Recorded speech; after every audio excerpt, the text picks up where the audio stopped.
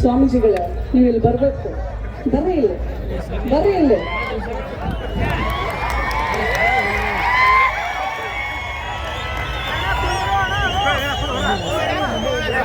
ಇವತ್ತು ಇಡೀ ಮಾತಾಡ್ಬೇಡ್ರು ತಮ್ಮ ಮಾತಾಡ್ಬೇಡ್ರಿ. ಇವತ್ತು ಇಡೀ ಕರ್ನಾಟಕಕ್ಕೆ, ಬರೀ ಬಿಜಾಪುರ ಅಲ್ಲ, ನಾನು ಬೆಂಗಳೂರು ಮಗಳಾದ್ರೂ ಕಲ್ಯಾಣ ಕರ್ನಾಟಕದ ಸೊಸೆ, ಕಲಬುರಗಿ ಸೊಸೆ. ನೋಡಿ, ನಾವು ಅಲ್ಲಿದ್ರು ನಮ್ಮ ಆನೇಕಲ್ ಶಿವಣ್ಣ ಅಲ್ರಿ, ದೊಡ್ಡ ಹಿರೇ ಅಂದ್ರೆ ನಾವು ಆ ಭಾಗದವ್ರಿದ್ರು, ಈ ಭಾಗದವ್ರಿದ್ರು, ನಾವೆಲ್ಲ ಮಕ್ಕಳು ಒಂದೇ ತಾಯಿ ಮಕ್ಕಳು ಅಂತ ಹೇಳಿ ನೀವು ನಮ್ಮನ್ನ ಈ ವೇದಿಕೆಗೆ ಸೇರಿಸಿ ಇತಿಹಾಸವನ್ನ ಸೃಷ್ಟಿ ಮಾಡಿದ್ದಾರೆ.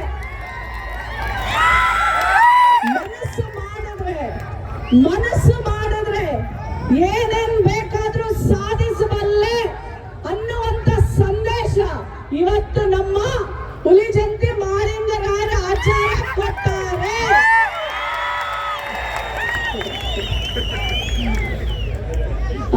ಪ್ರಕಾಶ್ ಜಾಲಗಿರವರಂತೂ ಅಕ್ಕ ಅಕ್ಕ ಅಕ್ಕನೇ ಬರ್ಬೇಕು, ಅಕ್ಕ ಅನ್ನೋದು ಒಂದು ಬಿಟ್ರೆ ಅವನ ಎದೆಯಲ್ಲಿ ನಾನು ನಿಜಾನ ಸಂಗೊಳ್ಳಿ ರಾಯಣ್ಣ ನೋಡ್ತೀನಿ ಕಣ. ನೀವು ಎದೆಯಲ್ಲಿ ಎಲ್ಲ ಮುಖ್ಯಂದರಿಗೆ ನಮಸ್ಕಾರ ಮಾಡ್ತಾ, ಎಲ್ಲಾ ನಾಯಕರಿಗೂ, ಯುವ ನಾಯಕರು ಬಹಳ ಕಡಿಮೆ ಇದಾರಪ್ಪ. ಆದ್ರೆ ನಾಗಲಕ್ಷ್ಮಿ ಒಬ್ಳು ಸಾಕು ವೇದಿಕೆನೆಲ್ಲ ಕೈ ತಗೊಳ್ತಿದ್ರು. ತಂಗಿರಿ ಬರ್ರಿ, ಯಾರು ಕರೆಯಲ್ಲ, ನನ್ ಜೋಡಿ ನಿಲ್ ಬರ್ರಿ, 4 ಜನ ಇದೀವಿ, ಬರ್ರಿ ನಿಂತ್ಕೊಳ್ಳಿ ಅಲ್ರಿ ಅಣ್ಣ, ನಿಂತ್ಕೊಳ್ಳಿ ಅಲ್ಲ, ಬರ್ರಿ. ನಮ್ಮ ಹೆಣ್ಮಕ್ಳಿಗೆ ಸ್ಥಾನ ಇರಲ್ರಿ, ವೇದಿಕೆ ಕರೆದ್ರು ಮೈಕ್ ಕೊಡಲ್ರಿ. ಅಂತದ್ರಲ್ಲಿ ನಾವ್ 4 ಜನಕ್ಕೆ ವೇದಿಕೆ ಕೊಟ್ಟಿದ್ದೀರಪ್ಪ, ಮೈಕ್ ಕೊಟ್ಟಿದ್ದೀರಪ್ಪ, ಮಹಿಳಾ ಆಯೋಗದ ಅಧ್ಯಕ್ಷನ ಕರೆಸಿ ಗೌರವಿಸಿದಿರಪ್ಪ. ಯಾವಾಗ ಒಂದು ಸಮಾಜ ಮುಂದೆ ಬರುತ್ತೆ ಅಂತಂದ್ರೆ ವೇದಿಕೆಯಲ್ಲಿ ಅರ್ಧದಷ್ಟು ಮಹಿಳೆಯರು ಇರಬೇಕು, ಸಮಾಜದ ಮಹಿಳೆಯರು. ಅವಾಗ್ಲೇ ಮಾತ್ರ ಸಮಾಜ ಮುಂದುವರಿಯಕ್ಕೆ ಸಾಧ್ಯ. ಡಾಕ್ಟರ್ BR ಅಂಬೇಡ್ಕರ್ ಒಂದು ಮಾತು ಹೇಳ್ತಾರೆ, ಯಾವ ಸಮಾಜವನ್ನ ನೀವು ಕೇಳಿಸ್ಕೊಳ್ರು, ಯಾವ ಸಮಾಜವನ್ನ ನೀವು ನಮ್ ಸಮಾಜ ಬಹಳ ಬೆಳೆದೈತೆ ಅಂತ ಹೇಳ್ತಿರಲ್ರಿ, ನಿಮ್ ಸಮಾಜ ಬೆಳೆದಿದೆ ಅಂತ ನಿಮ್ಮನ್ನ ನೀವು ಲೆಕ್ಕ ಹಾಕಬೇಕಾದ್ರೆ ಆ ಸಮಾಜದ ಹೆಣ್ಣು ಮಗಳ ಸ್ಥಿತಿಗತಿಗಳನ್ನ ಅರಿಬೇಕು. ಅವಾಗ ಮಾತ್ರ ಆ ಸಮಾಜ ಬೆಳೆದಿದೆ ಅಂತ ಹೇಳಕ್ಕೆ ಸಾಧ್ಯ. ಹೌದಾ ಇಲ್ಲ? ನನ್ ಜೋಡಿ ನೀವೆಲ್ಲರೂ ನೋಡಿ, ನಮ್ ತಂಗಿ ಮೊದಲು ಹಾಡು ಹೇಳಿದ್ಲಂತೆ. ಯಾವ ಹಾಡು ಹಾಡಿದ್ಲು ಅಲ್ರು? ಹಣೆ ಮ್ಯಾಲ ಎಲ್ರು ಹೇಳ್ತೀರಾ? ನನ್ ಜೊತೆ ಒಂದ್ಸಲ ಹೇಳ್ತೀರಾ? ನಾನು ಹೇಳದ್ಮೇಲೆ ಹೇಳ್ರಪ್ಪ. ಹಣೆ ಮ್ಯಾಲ ಬಂಡರ ಚಂದ, ಹೆಗಲ್ ಮ್ಯಾಲೆ ಕಂಬಳಿ ಅಂದ. ಕಂಬಳಿ ಯಾವ್ದಾದ್ರು ಕೊಡ್ರಪ್ಪ. ಹಣೆ ಮ್ಯಾಲೆ ಬಂಡರ ಚಂದ, ಹೆಗಲ್ ಮ್ಯಾಲೆ ಕಂಬಳಿ ಅಂದ, ಡೊಳ್ಳಿನ ಪದ ಚಂದ. ಹೇಳ್ರಿ, ಎಲ್ಲ ಎನರ್ಜಿ ಹೋಯ್ತಾ? ಅವಾಜ್ ಎಲ್ಲೋಗೈತೆ? ಸಮಯವನ್ನ ಪ್ಲೀಸ್ ಪಾಲಿಸ್ಬೇಕು ಮೇಡಮ್. ಹಣೆ ಮ್ಯಾಲೆ ಬಂಡರ ಚಂದ, ಹೆಗಲ್ ಮ್ಯಾಲೆ ಕಂಬಳಿ ಅಂದ, ಡೊಳ್ಳಿನ ಪದ ಚಂದ.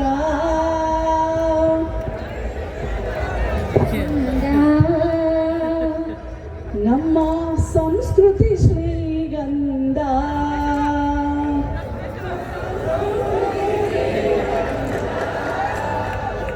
ಆಲ್ರೆಡಿ ಪೇಪರ್ ಕೊಟ್ಬಿಟ್ಟಿದ್ದಾರೆ, ಭಾಷಣ ಚಿಕ್ಕದಾಗಿ ಮಾಡಿ ಅಂತ. ಆಯೋಗದ ಅಧ್ಯಕ್ಷರಿಗೆ ಹಂಗೆ ಕೊಡಬಾರ್ದ್ರಿ. ಇಲ್ರಿ, ನೀವು ಎಷ್ಟೇ ಕೊಟ್ರು ನಾನು ಎಷ್ಟು ಮಾತಾಡ್ಬೇಕು ಅಷ್ಟು ಮಾತಾಡ್ತೀನಿ. ಬೇರೆ ಯಾರು ಅವಮಾನಗಳಿಲ್ಲದೆ ಅಪಮಾನಗಳಿಲ್ಲದೆ ಒಂದು ನಾಯಕರಾಗಲ್ರಿ. ಕನಕದಾಸರನ್ನ ನೆನಪಿಟ್ಕೊಳ್ರಿ ನೀವು. ಅವರು ಮೊದಲು ಕನಕ ನಾಯಕ, ತಿಮ್ಮಪ್ಪ ನಾಯಕ, ನಾಯಕ ನಂತರ ದಾಸನಾದ್ರು. ನಾಯಕನಿಗೆ ಎಲ್ಲೆಲ್ಲಿ ಅವಮಾನಗಳು, ಅಯ್ಯೋ ಒಳಗೆ ಸೇರಿಸ್ತಿರ್ಲಿಲ್ಲ. ನಮ್ಮನ್ನ ನೀವು ರೋಡಲ್ಲಿ ಬಿಟ್ರು ಸಾಕು, ನಾವು ಬೀದಿಯಲ್ಲೇ ನಿಂತ್ಕೊತೀವಿ, ನಮಗೆ ವೇದಿಕೆನೂ ಬೇಕಾಗಿಲ್ಲ. ನಮಗೆ ನಿಮ್ ಜಾಗದಲ್ಲಿ ಇದ್ರೆ ಸಾಕು, ನಮಗೆ ವೇದಿಕೆ ಅವಶ್ಯಕತೆ ಇಲ್ಲ. ನಮಗೆ ನೀವೆಲ್ಲಿ ಕೂತಿದ್ದೀರಾ ಅಲ್ಲೇ ಕೂತ್ರು ಸಾಕ್ರಿ. ನಮಗೆ ನಾವು ಕನಕದಾಸರ ಅಡಿಯಲ್ಲಿ ನಡೆಯುವಂತ ಮಗಳ್ರಿ, ಅಲ್ವೇನ್ರಿ? ಹೌದಾ ಇಲ್ಲ? ಹೌದಾ ಇಲ್ಲ? ರಾಯಣ್ಣ ಬರೀ ಹೆಸರಲ್ರಿ, ರಾಯಣ್ಣ ಈ ಮಣ್ಣಿನ ಕಣ, ರಾಯಣ್ಣ ಸ್ವಾಭಿಮಾನದ ಪ್ರತೀಕ, ರಾಯಣ್ಣ ಅಪ್ರತಿಮ ದೇಶಭಕ್ತ, ರಾಯಣ್ಣ ಅನ್ಯಾಯದ ವಿರುದ್ಧ ನಿಂತಿದ್ದಂತ ಕ್ರಾಂತಿಕಾರಿ ಮಗಾರಿ. ಅಂತ ವಂಶಸ್ಥರು ನಾವೆಲ್ಲರೂ. ನಾವು ಖಂಡಿತವಾಗಲು ಎಷ್ಟೇ ಸೋಲುಗಳು ಬರಲಿ, ಎಷ್ಟೇ ಅಪಮಾನಗಳು ಬರಲಿ, ನಾವು ನಿಂತೇ ನಿಲ್ತೀವ್ರಿ. ಅಣ್ಣ ಹೇಳ್ತಾ ಇದ್ರು, ಅಣ್ಣ ಬರ್ರಿ ಅಣ್ಣ ಇಲ್ಲಿ, ನಾ ಸೋತೀನಿ.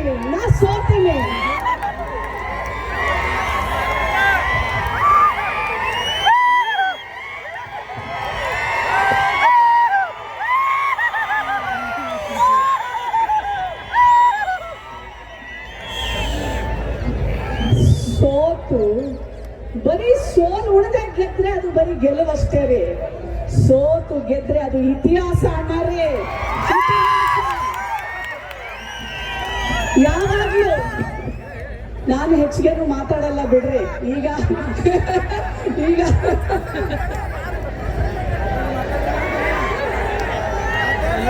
ಮಾತಾಡ್ಬೇಕ ಬ್ಯಾಡ್ರಿ?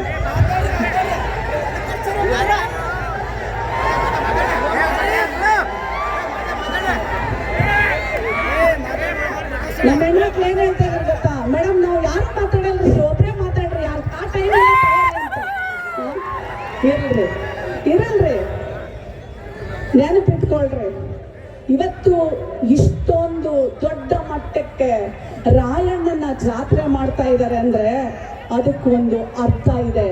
ಇವತ್ತು ನೀವು ವಾಪಸ್ ಹೋಗ್ಬೇಕಾದ್ರೆ ಪ್ರತಿಯೊಬ್ಬ ಮಗ ನೀವು ರಾಯಣ್ಣನಾಗಿ ವಾಪಸ್ ಹೋಗ್ಬೇಕಾಗುತ್ತೆ. ಹಂಗಂದ್ರೆ ಏನರ್ಥ? ನಿಮ್ಮೂರಿನಲ್ಲಿ ಪ್ರಶ್ನೆ ಮಾಡುವ ಅಧಿಕಾರವನ್ನ ಕಲಿಬೇಕು ನೀವು. ನಾನು ಈ ಭಾಗಕ್ಕೆ ಬಂದ್ರೆ ಎಲ್ಲರೂ ಕೇಳ್ತಾರೆ, ಮೇಡಮ್ ನಮ್ಮೂರಲ್ಲಿ ಶಾಲೆಯಲ್ಲಿ ಟೀಚರ್ಗಳಿಲ್ಲ, ನಮ್ಮೂರಿಗೆ ಬಸ್ ಬರಲ್ಲ, ನಮ್ಮೂರೆಲ್ಲ ಆಸ್ಪತ್ರೆಗಳಲ್ಲಿ ಡಾಕ್ಟರ್ ಇಲ್ಲ, ನಮ್ಮೂರಿಗೆ ರಸ್ತೆ ಇಲ್ಲ. ನೋಡಿ, ರಾಯಣ್ಣನ ಮಕ್ಕಳ್ರಪ್ಪ ನಾವು ಗುಲಾಮಗಿರಿ ಬದುಕನ್ನ ಬದುಕೋದಿಲ್ಲ. ಇದನ್ನ ನೀವು ವಾಪಸ್ ತಗೊಂಡೋಗ್ಬೇಕಾಗಿರೋದು. ಪ್ರಶ್ನೆ ಮಾಡುವುದನ್ನ ಕಲ್ತಾಗ ಮಾತ್ರ ಈ ರಾಯಣ್ಣನ ಜಾತ್ರೆಗೆ ಒಂದು ಅರ್ಥ ಸಿಗುತ್ತೆ. ನೆನ್ಪಿಟ್ಕೊಳ್ಳಿ ನೀವೆಲ್ಲರೂ.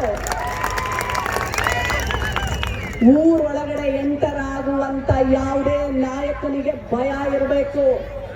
ರಾಯಣ್ಣನ ಮಕ್ಕಳಪ್ಪ ಪ್ರಶ್ನೆ ಮಾಡ್ತಾರೆ, ಅನ್ಯಾಯ ಆದ್ರೆ ಹೋರಾಟ ಮಾಡ್ತಾರೆ.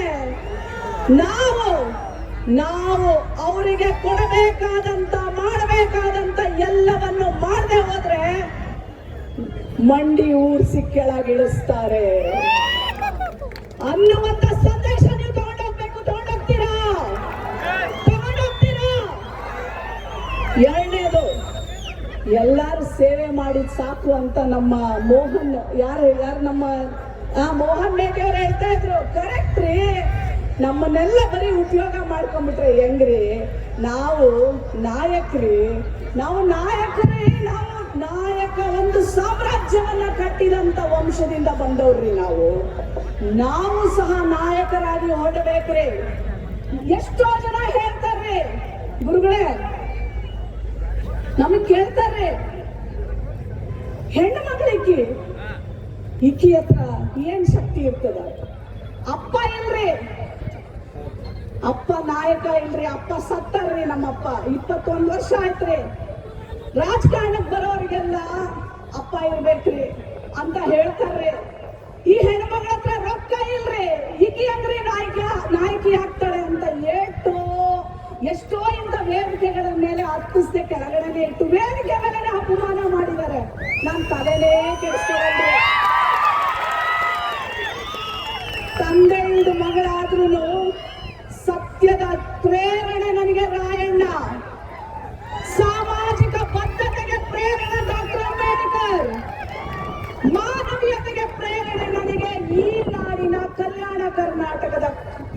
ಕ್ರಾಂತಿಯನ್ನ ಹುಟ್ಟಿಸಿದಂತ ಬಸವಣ್ಣ. ಇವರೆಲ್ಲರೂ ರಾಯಣ್ಣನ ಕೃಪೆ, ಅಂಬೇಡ್ಕರ್ ಅವರ ಶಕ್ತಿ, ಬಸವಣ್ಣನವರ ಮನುಷ್ಯತ್ವ ಇಷ್ಟಿದ ಮೇಲೆ ಯಾವ ಸಂಪತ್ತಿದ್ದವರು ಏನು ಮಾಡಕ್ಕಾಗುದಿಲ್ರಿ. ಸತ್ಯವಾಗಿ ನಡೀತೀವ್ರಿ. ಎಲ್ಲಿ ಕರ್ಕೊಂಡು ಹೋಗ್ತಾನೆ ಭಗವಂತ ಅಲ್ಲಿ ಕರ್ಕೊಂಡೋಗ್ಲಿ, ಏನು ಆಸೆ ಇಲ್ಲ. ಸೇವೆ ಒಂದೇ. ರಾಯಣ್ಣನ ಹತ್ರ ದುಡ್ಡಿರ್ಲಿಲ್ರಿ, ದುಡ್ಡಿರ್ಲಿಲ್ರಿ. ಸಾವಿರಾರು ಜನ ನಿಮ್ಮಂತ ಯುವಕರನ್ನ ಕೂಡ ಹಾಕೊಂಡು ರಾತ್ರಿ ಬರ್ತನ್ರಿ ಊರಿಗೆ ಕೇಳತ್ರಿ, ಏನಾದ್ರೂ ಕೊಡ್ರವ. ಸಾವಿರಾರು ಜನ ನನ್ನ ಜೊತೆ ಇದ್ದಾರೆ, ಕಿತ್ತೂರನ್ನ ಉಳಿಸ್ಬೇಕು, ಅವರಿಗೆ ಉಳಿಸ್ಬೇಕವ್ವ ತಾಯಿ ಅಂತ ಭಿಕ್ಷೆ ಬೇಡ್ತಾರೆ. ಅವರು ಬಂದು ಜನ ಹೇಳ್ತಾರೆ, ಒಂದು ಹೆಣ್ಣು ಮಗಳು ಬರ್ತಾಳೆ, ತನ್ನ ಮಾಂಗಲ್ಯವನ್ನು ಕೊಡ್ತಾಳೆ, ರಾಯಣ್ಣ ಈ ಮಾಂಗಲ್ಯವನ್ನು ತಗೊಂಡೋಗಿ ರಾಯಣ್ಣ ನೀನು. ರಾಯಣ್ಣ ಹೇಳ್ತಾನೆ, ಈ ಮಾಂಗಲ್ಯವನ್ನು ತಗೊಂಡೋಗಿ ನಾನೇನ್ ಮಾಡ್ಲಿ, ನೀನು ಒಬ್ಬ ಮಗ ಇದ್ರೆ ಮಗನನ್ನ ಕೊಡು. ಈ ದೇಶಕ್ಕೋಸ್ಕರ ಅವರು ಪ್ರಾಣ ಬಿಟ್ರೆ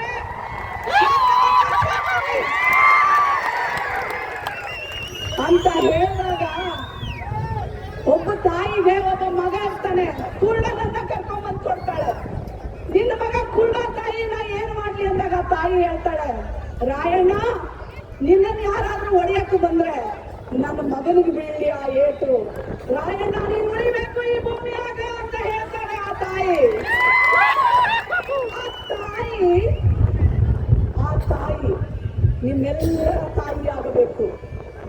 ನನಗೆ ನೀವೆಲ್ಲರೂ ರಾಯಣ್ಣರೇ, ನನಗೆ ನೀವೆಲ್ಲರೂ ನೆನಪಿಟ್ಕೊಳ್ಳಿ. ರಾಯಣ್ಣನಿಗೆ ಯಾವುದು ಜಾತಿ ಇರಲಿಲ್ಲ. ಕಿತ್ತೂರು ರಾಣಿ ಚೆನ್ನಮ್ಮನೇ ತಾಯಿ. ಆ ತಾಯಿಗೆ ಎಲ್ಲರೂ ರಾಯಣ್ಣನೇ. ಇವತ್ತಿನಿಂದ ಪ್ರತಿಯೊಂದು ಮನೆಯಲ್ಲಿ ಒಬ್ಬ ರಾಯಣ್ಣ ಹುಟ್ಟು ಬರಲಿ, ಒಬ್ಬ ಕಿತ್ತೂರು ರಾಣಿ ಚೆನ್ನಮ್ಮ ಹುಟ್ಟು ಬರಲಿ.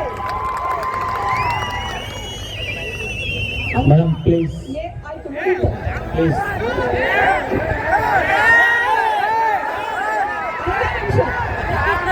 ಐದೇ ನಿಮಿಷ ಮುಗಿಸ್ತೀನಿ. 5 ನಿಮಿಷ ಆಯ್ತ್ರಿ, ಆಯ್ತ್ರಿ. 5 ನಿಮಿಷ ರೀ, 5 ನಿಮಿಷ ರೀ, 5 ನಿಮಿಷ ರೀ. ಆಯ್ತ್ರಿ, ನೀವು ಕೇಳ್ರಿ.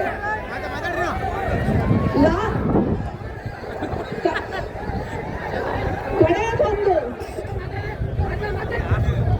ನಿಮ್ಮ ಮನೆಯಲ್ಲಿರುವಂತ ಪ್ರತಿಯೊಂದು ಹೆಣ್ಣು ಮಗಳನ್ನ ಓದಿಸಿ.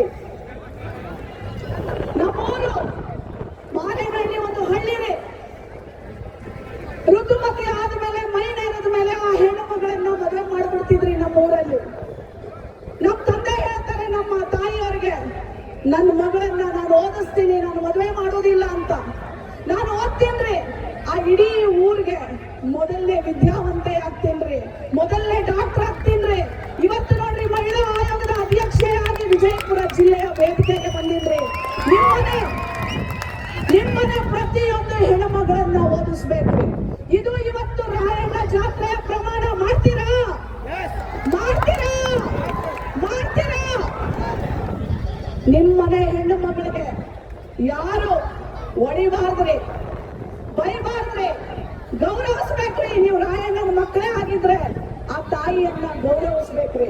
ಗೌರವಿಸ್ತೀರಾ? ಗೌರವಿಸ್ತೀರಾ? ಕಡೆಯದಾಗಿ 2 ಲೈನ್ ಸಂಕಲ್ಪ ನಿಮ್ ಕೈಯಲ್ಲೆಲ್ಲ ಮಾಡಿಸ್ಬಿಟ್ಟು ನನ್ನ ಮಾತಿಗೆ ವಿರಾಮ ಕೊಡ್ತೇನೆ.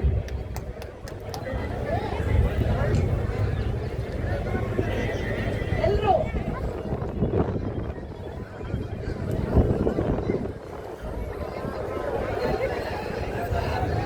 ಇಲ್ಲಿ ಬಹಳಷ್ಟು ಬಿಜಾಪುರದವ್ರು ಎಲ್ಲಾ ಭಾಗದಿಂದ ಬಂದಿದ್ದೀರಪ್ಪ.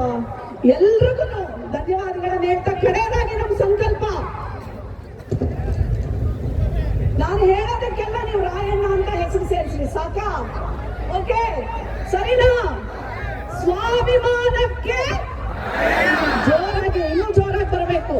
ಸ್ವಾಭಿಮಾನಕ್ಕೆ, ನ್ಯಾಯಕ್ಕಾಗಿ, ನಾಯಕತ್ವಕ್ಕಾಗಿ, ಹೋರಾಟಕ್ಕಾಗಿ, ಶಿಕ್ಷಣಕ್ಕಾಗಿ,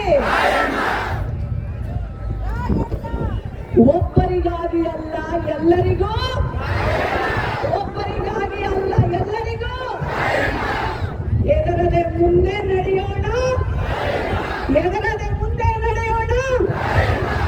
ಜೈ ರಾಯಣ್ಣ. ತುಂಬ ಹೃದಯದ ಧನ್ಯವಾದಗಳು ಮೇಡಮ್ ಅವರು ನಮ್ಮೆಲ್ಲರನ್ನ ಉದ್ದೇಶಿಸಿ ಮಾತನಾಡಿದ್ದಾರೆ. ಅವರಿಗೆ ಎಲ್ಲರೂ ಒಂದ್ಸಾರಿ ಜೋರಾಗಿ ಚಪ್ಪಾಳೆಯನ್ನು ತಟ್ಟೋಣ. ನನ್ನೆಲ್ಲ ಹಾರೈಕೆ ಆಶೀರ್ವಾದ ನಿಮ್ಮ ಮನೆ ಮಗಳಿದ್ದ ಹಾಗೆ, ಚಿಕ್ಕವ್ರಿಗೆ ತಾಯಿ ಇದ್ದ ಹಾಗೆ, ಮಹಿಳಾ ಆಯೋಗದ ಅಧ್ಯಕ್ಷೆಯ ಮನೆ ಬಾಗಿಲು ಯಾವಾಗಲೂ ತೆರೆದಿರುತ್ತೆ.